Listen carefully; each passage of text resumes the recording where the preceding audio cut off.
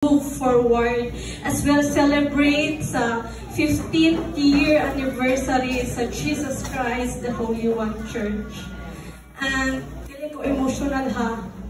Nahingang hako sa kaayo sa Dios sa matag kinabuhi ni Adria. Truly, our God is good. Anto ba? All the time. And all the time, God is good. Katong gayna sa mga wala kaila ko atong anak. And those very words nga iyang gisulti gayna are the words that really is in my heart. Mo to'y naasa kong kasing-kasing. I was that woman. Ang babae nga nagunit sa alabastro. So ang musugdan, pinaagi sa pag-share og pulong. In Jeremiah 29:11, this is the very first verse nga akong gihuptan. Way back sa una na pag-encounter sa Ginoo. Ang pulong niingon siya in Bisaya version. Ako lamang, ingon ang Ginoo. Ako lamang ang nasayod sa imong mga laraw. Mga alaraw nato. Asa na ba ito nawala? Kaninyo, sa paghimo kaninyong mauswagon, inay maalaot o paghatag kaninyo kaugmaon sa inyong ipangandoy. Masang sa akong English kaya para mas masabtan. In Jeremiah 29:11 sa English, for I know the plans I have for you, says the Lord. Plans to prosper you and not to harm you, and plans to give you hope and a future. Amen. Pero, sa dihang nagbasa ko niini, putol ang verse sa una. Naggunit ko sa pulong, wala na ho apila ag tumoy. Basta ho na ho tumoy ha. Ang 12 na niini niingon, unya, importante, musampit o muduol kamo, o mag-ampo kanako, o tubagon ko kamo. Sa Ginoo ha, importante na nga, kinahanglan mo sampit taniya o muduol taniya sa pag-ampo o iya kitang pagatubagon. Mangita ka munako o makaplagan ako ninyo diha sa inyong kasing-kasing ang inyong pagpangita kanako. Amen. Glory to God. So this verse is the very verse nga ako naggunitan sa una. Ako sugda ni siya. Sa tinuod lang wala ko katulog kay gahapon pa ko naingnan nga ako na mag-testimony niya. Kanang wala ko katulog dili kay una tense. Tungod kay nag-look back ko 10 years ago, 2014, 10 years ago kapin. Nag-look back ko sa kaayo sa Dios sa tibok na kong kinabuhi. Nagtanaw ko nahingang hako na amaze. Good, this is amazing grace. Dili ni na ako mabuhat kung wala ang tabang sa Ginoo. Only the Lord can help me.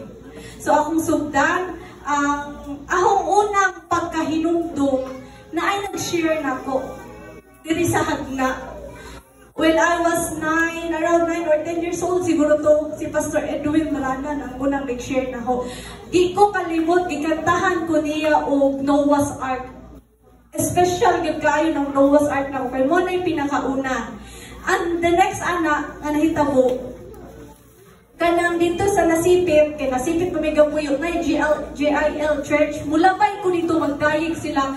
Murag lami lagi na diha. Kanang murag ma-curious ko ba?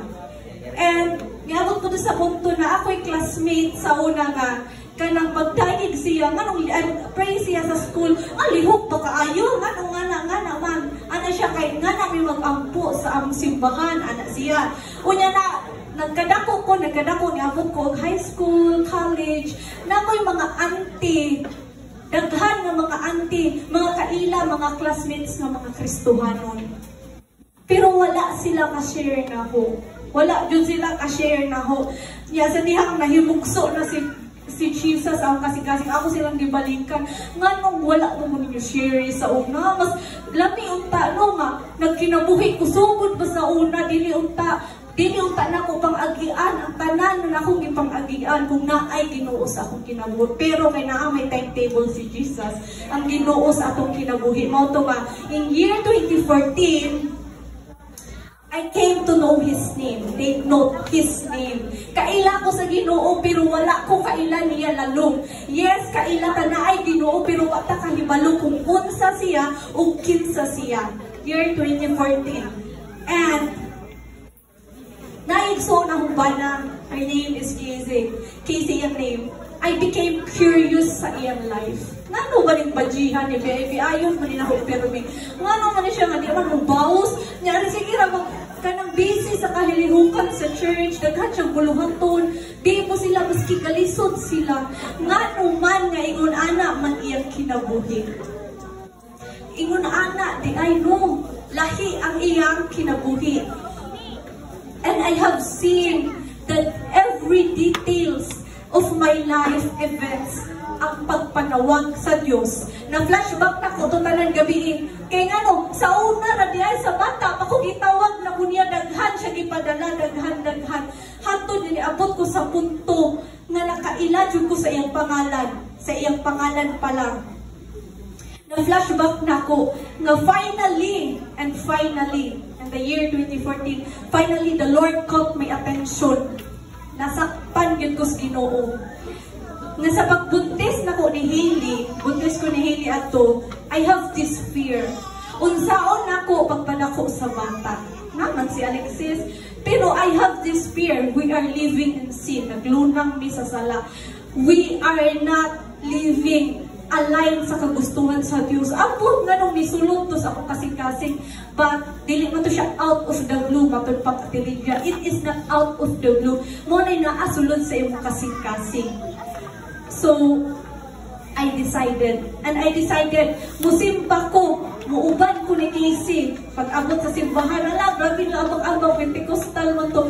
Ang ako nagtindog niya, sabay na lang po niya, dili na ako kaya pa. Oy, pero lahi ang akong nabat. Isa, nakauban ko nila, murag ko, baka nang, ganahan pa kung mabalik sunod, lami dyan ang paminaw, lahi ras kalibutan nga, kanang malipay ka, kaya nga mahumpas, ang diha sa Ginoo, lahi ang kalipay, tinuot ang malipay, dili ka bayran ang kalipay.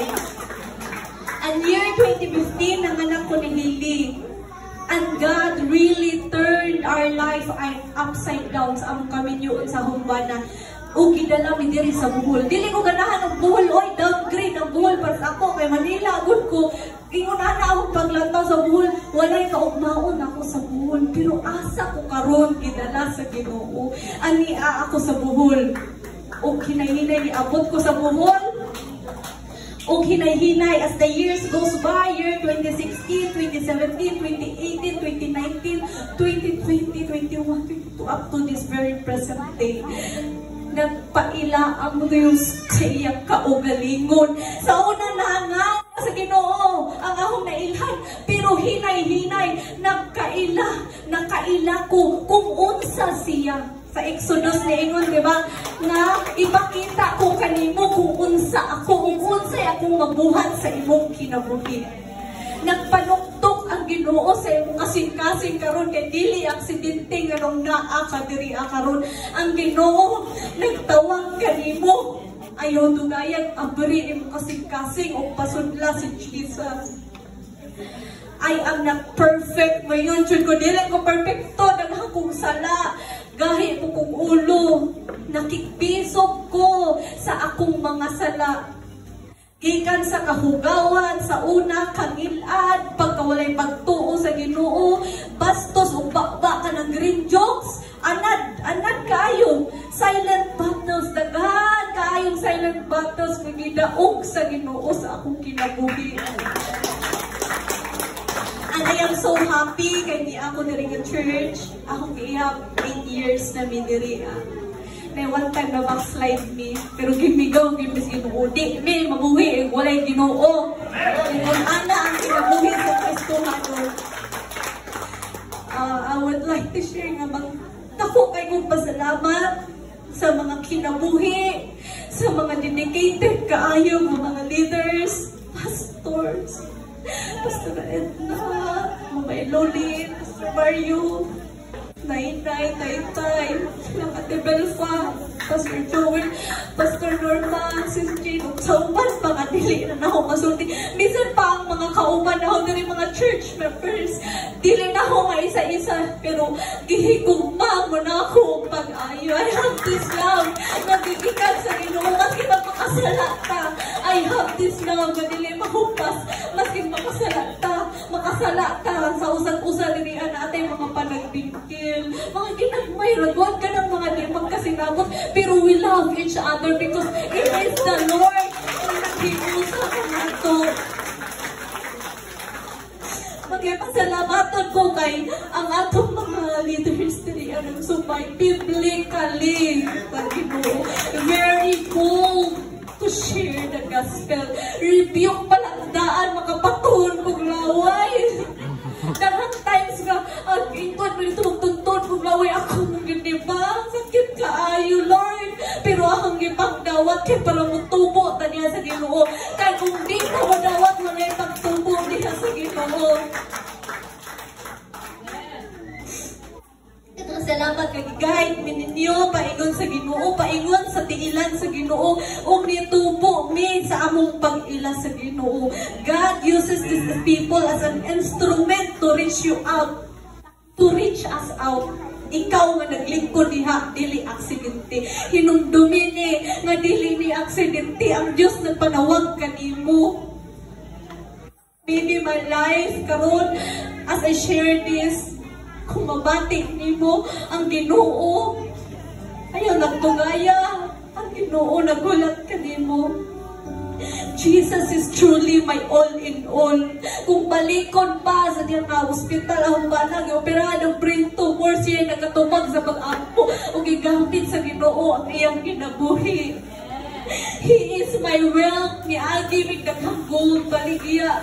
Pero ang sa'y nahitabo, kasi nahitabo, o di man ang kukatong, dati nga kumatong ko kay, uy, magkurang ko, nagkakadlaw kay, nagdanggo ko na yung mga nanood, kawatan. Dili ang wealth, dili ko may una, dita maningkamot ta. Pero, dili ang wealth ang saban, makatagbaw na to. Dili ang wealth, money, igamit na siya kaya para makakaunta, ma-supply all our needs. Pero seek ye first the kingdom of God and all these things shall be added to you. Inanana kamayo ang Diyos. Seek ye first of God. Ang tanang butang nga naa ka na mo ron, gihatag mo sa Ginoo, o ibalik din ako sa Ginoo, dili alak sa among glory. This is not to impress anyone here. This is to glorify the Lord sa among kinabuhi. Wala ko hindi paglampok diri, kundi ang Dios lamang sa among kinabuhi. Truly, I have tasted and have seen the goodness of the Lord. O ayaw mo, katingalangan